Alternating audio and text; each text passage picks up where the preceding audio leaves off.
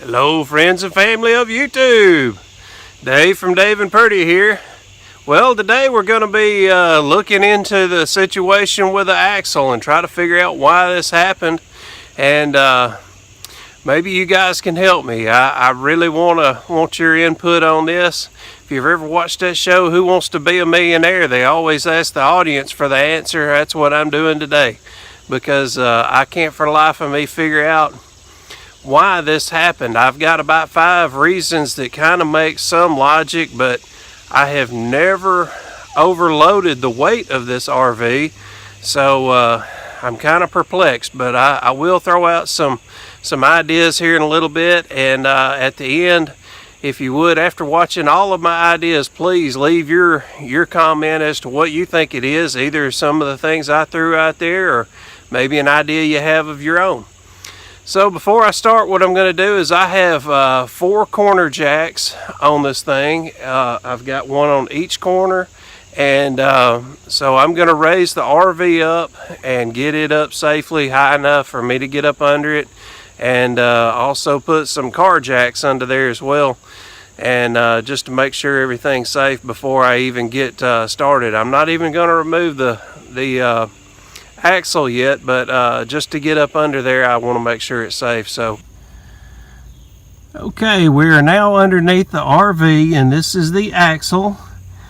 It's kind of hard to tell from this angle that there is a downward bow in this axle. The way we could tell that we had a problem to start with is the way the tires were leaning outward. I'll try to show you a picture of that here once I get done with this video portion. But what I did is I went to Tractor Supply and I bought a piece of angle iron, and that is what is on top of the axle. I put tape around it to hold it in place while I wrestled with the clamps. I bought these muffler clamps at O'Reilly's. So what I was hoping that it would do was kind of stiffen this up a little bit just to get me home. We had a 100-mile ride to get home, so it actually did work. Now what I did is I jacked up the RV, got the wheels completely off the ground, and then I put this angle iron up there, and I started on one end and bolted it, then went to the next one, bolted it, pulled it up tight. Same here, and you could actually see that it did pull this axle a little more straight. It did not completely fix it, but it did take enough of the angle out of it that it got us home. So now we have found an axle online for, I think it was $130 free shipping, get it straight to the house. And I'll try to remember to put you a link in the description. It's a pretty good price compared to what else we'd seen. So anyway, now I'm going to take this angle iron and bolts loose and get back with you here in just a second.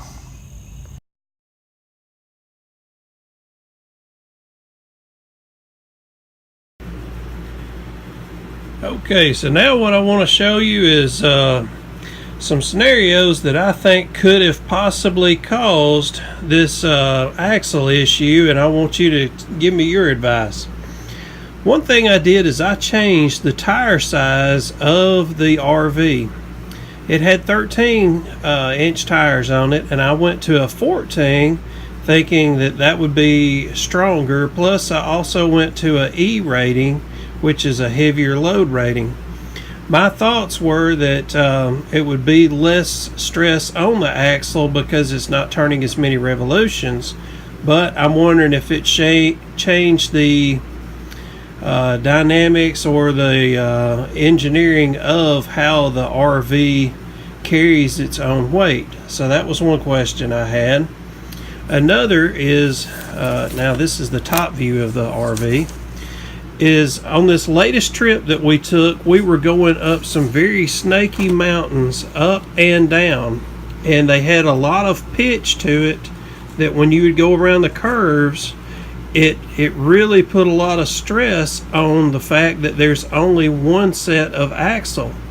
So I wondered if, with it going up and down 4 miles both ways, if if let's say that it's rated to go 3,300 pounds, which is what it is, if I had even 3,000 pounds in here, with it going all that stress on that single axle, it still might have been more than it could stand. That was one option or idea that we had. Another problem we ran into is on our way home from a previous trip. We came over some railroad tracks. Everything was fine on the first set of railroad tracks.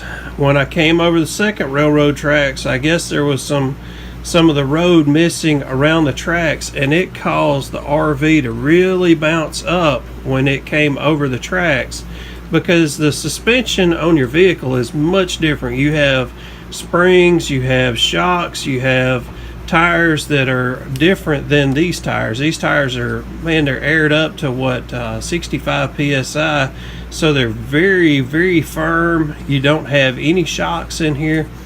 So when I hit that railroad track and it came up, I'm wondering if that hard smack as it came down on the track, if that caused it. So that's option number 3. Option number 4 is when you hook an RV to your tow vehicle and your RV will essentially be like this. You put on your weight distribution set, and that evens out the RV and your vehicle. My question is, when you level this playing field as it is, when you distribute that weight, where does that weight go? It doesn't just disappear. So is the weight being pushed down from here? Try to keep in mind, I sell at flea markets and that sort of thing. So this van is not only a E350 and extremely heavy, but I've got it full of antiques, junk, and all that kind of stuff, and some of our belongings that we take on trips. So with all this weight and this weight distribution kit, am I distributing weight from here to here and vice versa, causing too much stress right here? So again, y'all think about the 4 options that I shared with you, and check out this guy. He's mad. He's like, man, I've got a bent axle. I know a lot of you are probably wondering, why am I ever using such a weight distribution kit on such a lightweight trailer with a very heavy, strong, heavy-duty van in the first place? The reason I have always used one is, my thoughts are, if I have a blowout, that weight distribution kit might actually help keep that trailer from becoming so erratic that I can't keep it under control as I'm trying to slow down, get off the road, get out of everybody's way or whatever. That was my purpose in having the weight distribution kit. I know generally you use the weight distribution kit for if you have a light vehicle and you have a heavy RV. That was my understanding as to what the weight distribution kit was designed for. So maybe it's not designed for the situation I'm using it for. So I know a lot of you are going to question and criticize that, so I just wanted to kind of throw that out there. So anyway, thanks so much for everybody's advice. Thank you for trying to help me out on this as far as figuring out what's causing it and how I can keep it from happening again.